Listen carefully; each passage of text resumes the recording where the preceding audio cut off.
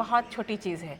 प्रशांत किशोर जी बिहार को बदलना चाहते हैं, प्रशांत किशोर जी सीएम नहीं बनना चाहते हैं, ना प्रशांत किशोर जी का ये मंशा है कि सत्ता पर काबिज हुआ जाए। उनका कहना है कि बिहार को तरक्की देनी है। इसी जैसे पार्टी में आप जाते हैं, खाना खाते हैं, स्टार्टर के तौर पर लीजिए, तो ये हमारा स्टार्टर था। अभी मेन जो डिश जो है तो बाकी ये 2025 की। तो सुरेंद्र यादव को वहाँ से उखाड़ फेंकना बहुत मुश्किल था, और सुरेंद्र यादव की हार जो है ना एक बहुत सिंबॉलिक हार है हमारे लिए। पहले 400 रुपये मिलती थी, आज 400-500 रुपये मिल रही है। आपने आमदनी बढ़ाने का तो कोई जरिया पैदा नहीं किया। आप महिलाओं के इतने ही शुभचिंतक थे तो जहेज प्रथा क्यों नहीं बंद की? बेटियां जलाई जा रही हैं रोज। आपको ये कानून बनाना चाहिए था कि अगर कोई जहेज लेगा तो जेल में डाला जाएगा। इससे उपचुनाव के परिणाम आ चुके हैं। जिस तरह से लोग कह रहे थे कि फाइनल से पहले सेमीफाइनल होने वाला है और प्रशांत किशोर का क्या जलवा रहेगा, इन तमाम चीज़ों पे हम बात करेंगे। जन स्वराज के प्रवक्ता, क्या नाम है? सदफ इकबाल जी हैं, उनसे बात करते हैं और क्या रणनीति रहेगी 2025 को लेकर। सबसे पहले तो स्वागत है मैम आपका। बहुत शुक्रिया, और आपके चैनल के तमाम सुनने देखने वालों की खिदमत में मेरा सलाम अर्ज़ है। जिस तरह से 2025 को फाइनल माना जा रहा था और 2024 में ही आप कहे थे कि हम डंका बजा देंगे 4 सीटों पे, तो बजा दिया। बिल्कुल, आपने देखिए कि कोई पार्टी जो है अभी तुरंत बनी हो और 10 दिन के अंदर चुनाव का ऐलान हो जाए, और उसके बाद 1 महीना के अंदर जब वो चुनाव की प्रक्रिया पूरी और रिजल्ट आए तो 10% वोट हमें हासिल हुआ है।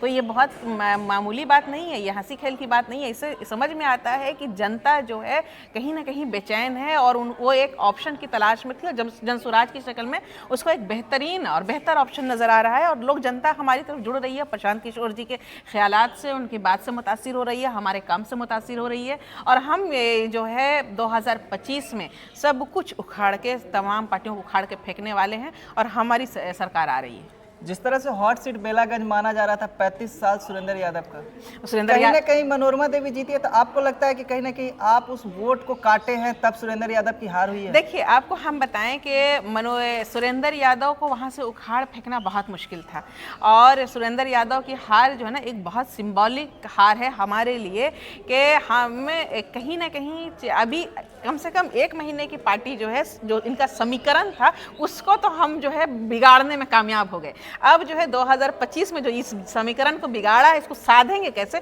ये आप 2-4 महीने में आपको जो है पता चल जाएगा। तो उनका एक वर्चस्व था सुरेंद्र यादव का, वहाँ ये दबदबा था, और चूंकि हम जब गए तो मुस्लिम वोट हमारी तरफ कन्वर्ट हुआ, जो सुरेंद्र यादव का कोर वोटर था, और मुसलमान हमारी तरफ आ ही रहे हैं, ये आप जान ही रहे हैं। तो इसका मनोरमा देवी की जो जीत हुई, तो मनोरमा देवी की जीत को आप जानते हैं कि उन्होंने हर तरह की जो है उपाय लगाया है जीतने के लिए, हर तरह का उपाय। तो आप जब ज़मीन पर जाएं, वहाँ जाकर के आप पता करें कि क्या क्या उपाय लगाया है, तो जाहिर सी बात है कि हम ईमानदारी से अपनी बात वहाँ रखी, हमने ईमानदारी के साथ लड़ाई की। हम जिस तरह की जो है बहुत तरह का जो खेल होता है, हम उन चीज़ों से दूर रहते हैं। हमारी राजनीति साफ़ सुथरी राजनीति है। तो और ये हमारे लिए ट्रायल था, एक तरह से कहिए कि ये इस चुनाव को आप है ना, किसी जैसे पार्टी में आप जाते हैं, खाना खाते हैं, स्टार्टर के तौर पर लीजिए, तो ये हमारा स्टार्टर था। अभी मेन जो डिश जो है तो बाकी ये 2025 की। इमामगंज में भी काफी टक्कर दी है आप कहीं ना कहीं। बिल्कुल, आपने देखिए, ये तो हम जो है बहुत कड़ी टक्कर हमने इमामगंज में दी है, और एक ये हमारे लिए भी बहुत बड़ी बात है कि अभी हम आए और हमने जो जंग लड़ी है, और इस मजबूती के साथ लड़ी है कि हमारे 37-38 हज़ार वोट वहाँ आए हैं। तो ये कोई मामूली बात नहीं है, नींदें उड़ी हुई हैं भाई। आप हम यहाँ बेलागंज में लालू जी को खुद उतरना पड़ा, खराब सेहत के बावजूद लालू जी वहाँ गए। काफी दिग्गज लोग उतरे वहाँ। हाँ बिल्कुल उतरे, बिल्कुल ओवैसी साहब उतरे, और तमाम दिग्गजों को वहाँ उतरना पड़ा। तेजस्वी भी गए, तमाम बड़े लीडर्स वहाँ गए, उसके बाद भी वो कुछ नहीं कर सके। तो इसका ये समझ में आता है कि हमारी पार्टी की धमक जो है पैदा हो चुकी है, सबके दिल में हमारे लिए दहशत बन चुके हैं हम, और आने वाला वक्त हमारा है। जिस तरह से जो आप पे आरोप लगता है कि बीजेपी की बी टीम है, कहीं ना कहीं उपचुनाव में आप आरजेडी का ही सुपड़ा साफ किए हैं और बीजेपी का कहीं ना कहीं आप सहायता नहीं दी है। बिल्कुल नहीं, इसमें जो है आप तमाम चारों जगहों के जो आप चुनाव रिजल्ट को देखेंगे तो आपको अलग अलग फैक्टर नजर आएंगे जीतने के। इमामगंज में एक अलग मसला था, यहाँ बेलागंज है, तरारी है, तो रामगढ़ है, तो इसको आप ये बी टीम जो है बिल्कुल ये आरोप है सरासर, क्योंकि उनके पास कुछ है ही नहीं। हमारा स्टार्ट करने के लिए कुछ है ही नहीं। हमारा तो सबसे ज़्यादा जो है नुकसान जो होने वाला है बीजेपी का होने वाला है। आप उपचुनाव को 2025 के चुनाव के साथ मिला करके मत देखिए। नहीं पड़ा मैं जी, उनके सीट पे तो कहीं नहीं प्रभाव नहीं पड़ा, वो तो 4 पे 4 जीते हैं। ये देखिए अभी जो 4 जीतने के अलग अलग फैक्टर हैं। आप चारों सीटों पर जब एनालिसिस करेंगे तो आपको अलग अलग जो है समझ में आएगा कि कौन सी वजह पर से जो है ये जीते हैं। और चूंकि अभी हम नई पार्टी थे और अभी तुरंत हम बने थे और हमारे लिए ये लड़ाई जो है ना, एक तरह से हमने ये बहुत सारी चीज़ें सीखी हैं कि ये हमारा पहला उपचुनाव था और हम बहुत मजबूती के साथ लड़े हैं। अभी हम देखेंगे कि हम कहाँ पास कमज़ोर हैं, कहाँ पास मजबूत हैं, अभी हमारे अपने अंदर क्या क्या सुधार की ज़रूरत है और किस तरह से हम अगली लड़ाई 2025 की लड़ाई किस तरह से मजबूती से बनाएं। अभी तो हमारा संगठन नहीं तैयार हुआ। सबसे पहला काम है कि जा करके ज़मीनी स्तर पर हम जो है लीडर्स को तलाश करें और वहाँ अपना हर जगह पर अपना संगठन तैयार करें और अगली लड़ाई जो होगी 2025 की, इस लड़ाई से बहुत काफ़ी अलग आपको दिखेगी। जैसे मैंने कहा कि तो स्टार्टर था हमारा, मेन डिश तो जो 2025 में आप जो देखेंगे। काफी लोग कहते हैं कि डायरेक्ट न मुखिया का चुनाव न पंचायत का चुनाव, डायरेक्ट एमएलए का चुनाव लड़ने चले हैं। आपका मुख्य चेहरा कौन होंगे सीएम का, ये बताइए। देखिए अभी तो सीएम का चेहरे की जो तो बहुत दूर की बात है। प्रशांत किशोर जी तो ये हमारे मुखिया जो हैं प्रशांत किशोर जी, जब वो वक्त आएगा वो सब मिल करके जो पूरी टीम डिसाइड करती है और ये तो अभी इसे कहने की कोई ये हमें खुद ही नहीं मालूम है कि हमारे बीच में से कौन जो है सीएम बनेगा। तो क्या प्रशांत किशोर ही होंगे? हमको नहीं लगता। प्रशांत किशोर जी हमारे लिए रणनीतिकार हैं, हमारे गुरु हैं प्रशांत किशोर जी। और जिस तरह से प्रशांत किशोर जी के लिए सीएम बहुत छोटी चीज़ है। प्रशांत किशोर जी बिहार को बदलना चाहते हैं। प्रशांत किशोर जी सीएम नहीं बनना चाहते हैं। ना प्रशांत किशोर जी का ये मंशा है कि सत्ता पर काबिज हुआ जाए। उनका कहना है कि बिहार को तरक्की देनी है, तो वो अपने एजेंडे पर काम कर रहे हैं। और सीएम और ये इस तरह का जो पद की बात करते हैं, अगर पद ही लेना होता तो प्रशांत किशोर जी को किसने रोका था पार्टी का मुखिया बनने के लिए? इसी सवाल पे मैं ये करना चाहूँगा, जब वो एक सलाहकार रहे नीतीश कुमार के भी, नरेंद्र मोदी का भी रहे, तब बिहार का विकास उनको क्यों नहीं दिखा? देखिए आपने बहुत अच्छा सवाल किया। प्रशांत किशोर जी जब सलाहकार रहे, रणनीतिकार रहे और उनके कंधा लगाने से जीत हुई, उसके बाद भी प्रशांत किशोर जी ने एनालिसिस किया कि हम जब जिताते हैं, हम जब ये लोग सत्ता में आते हैं तो बिहार की हालत क्यों नहीं बदलती है। या तो एक आदमी कुर्सी पर रहेगा, दूसरा विपक्ष में रहेगा, ये कुर्सी पर रहेगा तो ये विपक्ष में रहेगा, लेकिन बिहार की हालत ज्यों की त्यों है।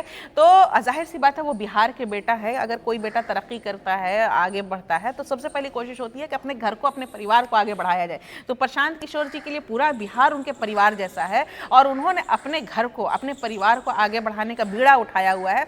तो उनको लगा कि जब तक व्यवस्था परिवर्तन नहीं होगा, ये तमाम लोगों को उखाड़ के नहीं फेंकेंगे, तब तक जो है बिहार में बदलाव नहीं होगा। अब बदलाव कैसे हो? तो प्रशांत किशोर जी ने कहा कि अब जनता को हम खुद जागरूक करेंगे और जनता की पार्टी बनाएंगे। 2 साल उन्होंने पदयात्रा की, आपने देखा कि किस तरह से लोग उनके साथ जुड़े और उसके बाद जनता के मशवरे के बाद ही जो है हमने पार्टी बनाई। आपने देखा कि 2 लाख लोग यहाँ पटना में जमा होकर के पार्टी की नींव हमने रखी। आज तक ऐसा हुआ था कभी?